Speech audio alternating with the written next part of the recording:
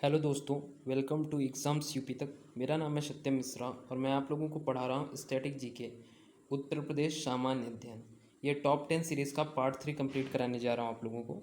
जल्दी ही मैं current affair लेके आने वाला हूँ जो कि डेली एनालिसिस बेस पे होगा। और ये जो सीरीज़ कंप्लीट कराने जा रहा हूँ ये वनडे एग्ज़ाम्स जितने भी होंगे, साथ में उत्तर प्रदेश दरोगा, लेखपाल, एसएससी जीडी, इनके लिए मोस्ट इंपॉर्टेंट क्वेश्चन सीरीज़ है। तो वीडियो को ध्यान से देखिएगा और कोशिश करिएगा कि पूरा देखिए, ठीक है। तो वीडियो अच्छा लगे तो प्लीज़ लाइक करिएगा, शेयर करिएगा अपने दोस्तों में और चैनल को ज़रूर सब्सक्राइब करिएगा। नेक्स्ट पार्ट के लिए आप बेल आइकन को ज़रूर दबा लीजिएगा, ठीक है। तो चलिए वीडियो की शुरुआत करते हैं। वीडियो अच्छा लगे तो प्लीज़ कमेंट करके बताइएगा। तो चलिए देखते हैं हमारा ये पहला क्वेश्चन। अशोक ने निम्नलिखित में से किस स्थान पर स्तंभ और शिलालेख नहीं बनवाया? तो सारनाथ मेरठ में बनवाया था, कौशाम्बी इलाहाबाद में बनवाया था, कालपी संकीरा में यहाँ बनवाया था, लेकिन गोरखपुर आजमगढ़ में नहीं बनवाया था, ठीक है।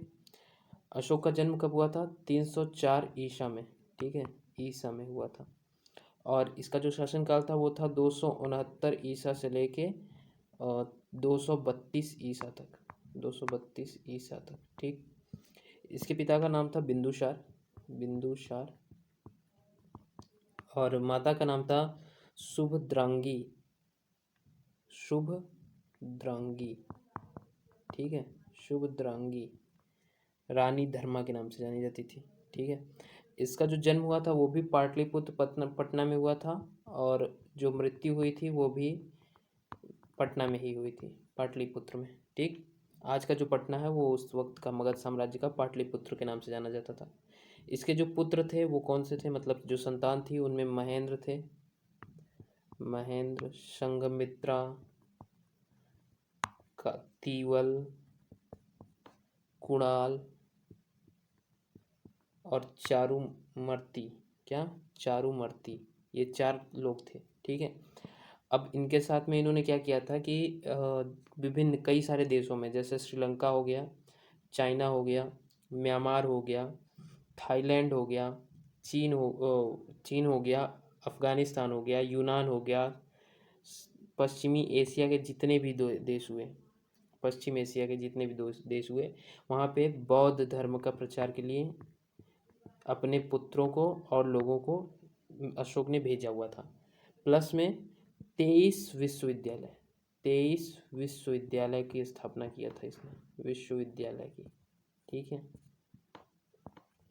जिनमें सबसे प्रमुख की बात करूं अगर मैं, तो तक्षशिला, तक्षशिला, नालंदा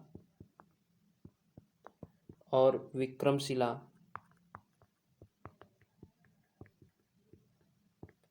उसके साथ साथ में कांधार विश्वविद्यालय, ठीक है। इतना काम अशोक ने अपने शासनकाल में करवाया था।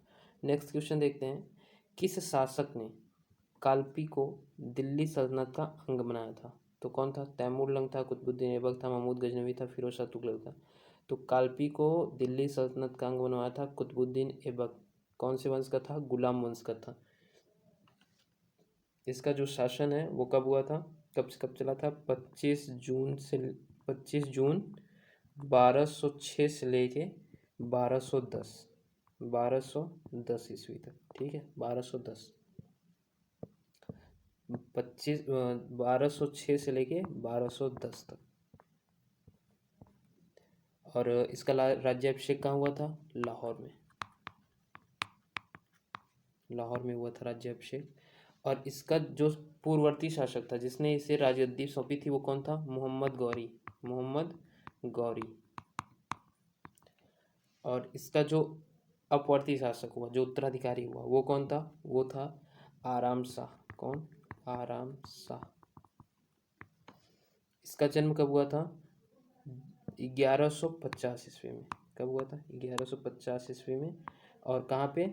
तुर्कमेनिस्तान या तुर्किस्तान, ठीक है, तुर्किस्तान, ठीक है। मृत्यु 1210 ईस्वी में हुई थी।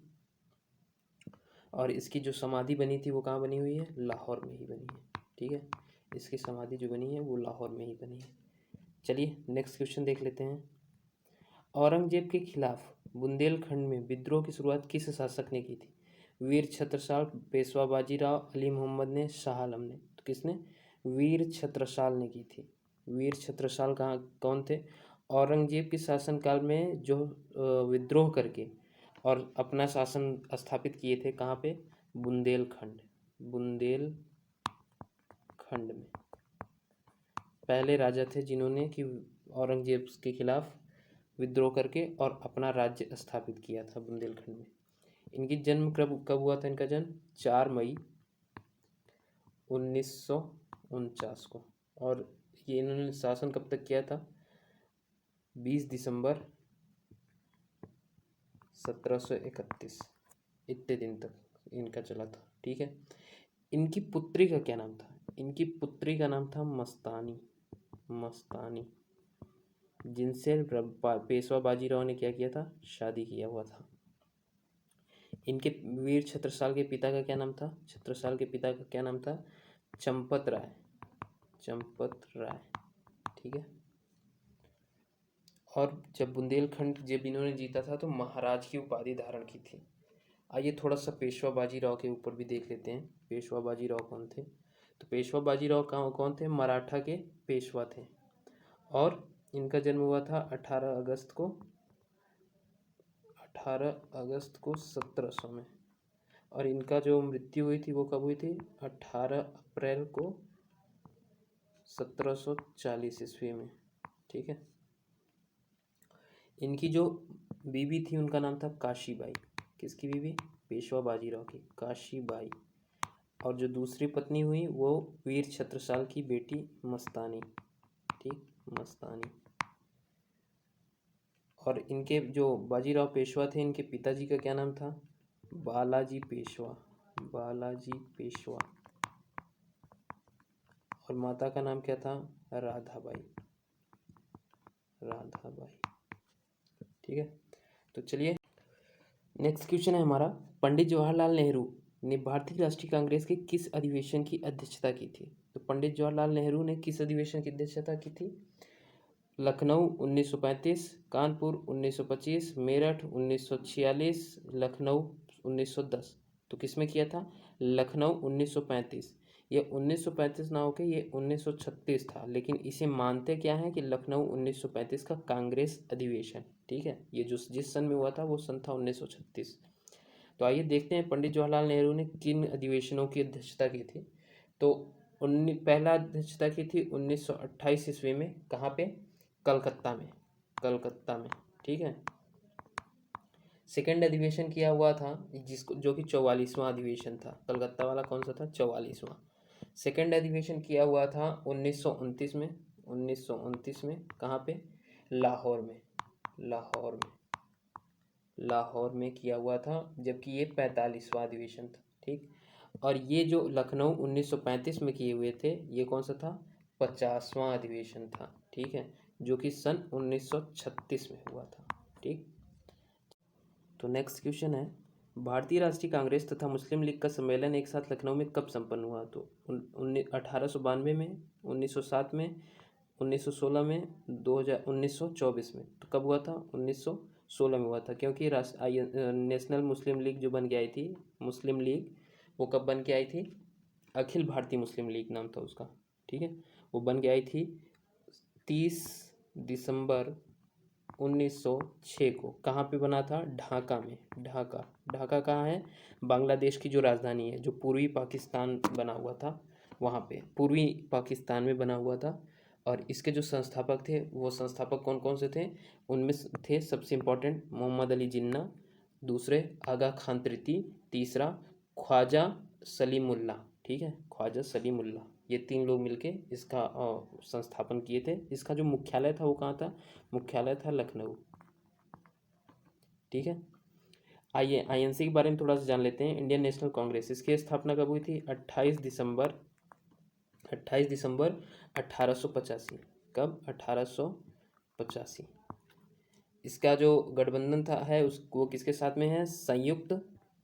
इसका जो गठबंधन है वो किसके साथ में है? संयुक्त प्रगतिशील गठबंधन। तो इसको शॉर्ट में क्या बोलते हैं? सपंग्र। जो अभी विपक्ष है, अभी जो सरकार में है उसे क्या बोलते हैं? एनडीए। ठीक है। बीजेपी का गठबंधन किससे? एनडीए से। और सपा का गठबंधन किससे मतलब कांग्रेस का गठबंधन जो है वो किस नाम से जाना जाता है? वो सपंग के नाम से जाना जाता है। ठीक। इसका जो युवा शाखा है उसको भारतीय युवा कांग्रेस के नाम से जानते हैं। और जो विद्यार्थी शाखा है, जैसे बीजेपी की जो विद्यार्थी शाखा है उसे जानते हैं एबीवीपी के नाम से, एबीवीपी। ठीक है, अखिल भारतीय विद्यार्थी परिषद, अखिल भारतीय विद्यार्थी परिषद। उसी तरीके से इसकी जो युवा शाखा है वो किस नाम से जानी जाती है? भारतीय राष्ट्रीय छात्र संगठन। नेक्स्ट क्वेश्चन है, किस दिन गोरखपुर के चौरी चौरा कस्बे में आंदोलनकारियों के जत्थे ने थाने में 22 सिपाहियों को जिंदा जला दिया था? तो किस दिन 22 सिपाहियों को जिंदा जला दिया था? वो दिन था 5 फरवरी 1922 को, 9 जून 1922 को, 13 सितंबर 1923 को, या फिर 15 नवंबर 1925 को। तो वो 5 फरवरी 1922 को था। कहाँ पे? चौरी चौरा स्थान पे, गोरखपुर में। कहाँ? गोरखपुर में, गोरखपुर। कहाँ? यूपी में आता है ये। ठीक है। किस लिए आंदोलनकारी चल रहे थे? वो चल रहे थे असहयोग आंदोलन के विरोध में, मतलब असहयोग आंदोलन के साथ में चल रहे थे। उसके बाद में क्या हुआ, जब इसमें 22 सिपाही प्लस में 5 आम नागरिक आग के हवाले आने से अपनी जान गंवा बैठे थे। ठीक है। इसके बाद में 22 फरवरी 1922 को गांधी जी ने असहयोग आंदोलन को बंद कर दिया, बस इसी के विरोध में, क्योंकि वो अहिंसा के पुजारी थे। ठीक है, अहिंसा परमो धर्म मानते थे।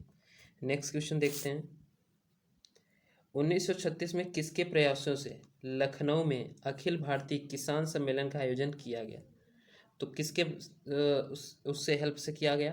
प्रोफेसर NG रंगा, इंदुलाल याग्निक, स्वामी सहजानंद, या फिर उपयुक्त सभी। तो 1936 में जो भारतीय किसान सम्मेलन का आयोजन किया गया वो इन तीनों की हेल्प से किया गया था। ठीक है, वो इन तीनों के हेल्प से किया गया था। कौन कौन? प्रोफेसर NG रंगा, इंदुलाल याग्निक, स्वामी सहजानंद। ठीक है। नेक्स्ट क्वेश्चन पे चलते हैं, भगत सिंह को फांसी कब दी गई थी? भगत सिंह को फांसी कब दी गई थी? 15 जनवरी 1931, 23 मार्च 1931, 11 जून 1932, 17 दिसंबर 1932। तो भगत सिंह को फांसी कब दी गई थी? 23 मार्च 1931। भगत सिंह का जन्म कब हुआ था? तो ये जन्म हुआ था 28 सितंबर 1907 में। कब? 1907 में। मृत्यु 23 मार्च 1931। ठीक है, कहाँ पे? लाहौर में फांसी दी गई थी। ठीक है, जन्म कहाँ पे? जो फांसी का स्थान था वो कहाँ पे था? इनका लाहौर में था। और जो जन्म का स्थान था वो कहाँ था? वो था बंगा। बंगा, बंगा कहाँ है? लायपुर जिला, लायपुर जिला पंजाब का, पंजाब का उस टाइम पे। ठीक है, अब वो पंजाब पाकिस्तान पंजाब है। ठीक। और ये किससे प्रभावित थे? और इनका जो मतलब संग्राम था वो क्या था? वो था भारतीय स्वतंत्रता संग्राम। ठीक। इनके पिताजी का क्या नाम था? सरदार किशन सिंह, सरदार किशन सिंह। और माता जी का नाम क्या था? विद्यावती कौर। ठीक है। इन्होंने किसको मारा था? इन्होंने मारा था JP सांडर को। किसको? JP सांडर्स,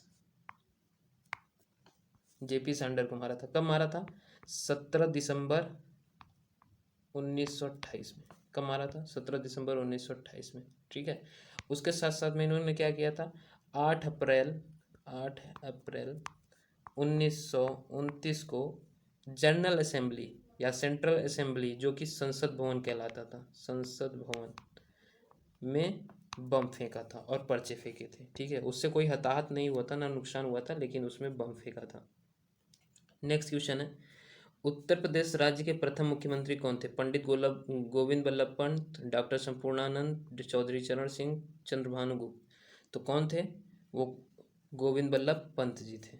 ठीक है, इनकी जो टाइम पीरियड था वो कब से कब था? 26 जनवरी 1950 से 27 दिसंबर 1954 तक। क्या था इनका टाइम पीरियड? 26 जनवरी 1950 से 27 दिसंबर 1954 तक। ठीक है। जो डॉक्टर संपूर्णानंद थे वो कब से कब तक थे? 28 दिसंबर 1954 से 6 दिसंबर 1960 तक। ठीक है, तो ये कब थे? ये सेकंड थे। चौधरी चरण सिंह का जो टाइम पीरियड था वो दो बार था।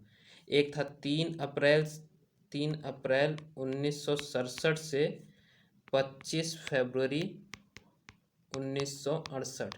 ठीक है, पहला, फर्स्ट। और सेकंड कब था? सेकंड था 18 फरवरी 1970 से 18 अक्टूबर 1970 तक। ठीक है, और जो चंद्रभानु गुप्त जी थे, इनका जो टाइम पीरियड था वो बहुत कम टाइम के लिए था। ये 14 मार्च को बने हैं, 14 मार्च को 1967 में, और 2 अप्रैल को 1967 में हट गए। ठीक है, तो पहले मुख्यमंत्री हमारे कौन थे? पहले मुख्यमंत्री थे डॉक्टर पंडित गोविंद बल्लभ पंत। ठीक, नेक्स्ट क्वेश्चन पे चलते हैं। निम्नलिखित में से कौन सी मिट्टी दक्षिण के पठारी भाग में नहीं मिलती? कौन सी? बोंटा, मांड, मूड़, पड़वा। तो कौन सी? भूंड मिट्टी नहीं मिलती कहाँ? दक्षिण के पठारी भाग में। ठीक है, तो यहाँ पे आज का ये हमारा सेशन ख़त्म होता है। अगर वीडियो आप लोगों को अच्छा लगा तो प्लीज़ लाइक करिएगा और अपने दोस्तों में शेयर करिएगा, और चैनल को प्लीज़ सब्सक्राइब कर लीजिएगा और बेल आइकन ज़रूर दबा लीजिएगा। मिलेंगे नेक्स्ट क्लास में, तब तक के लिए जय हिंद।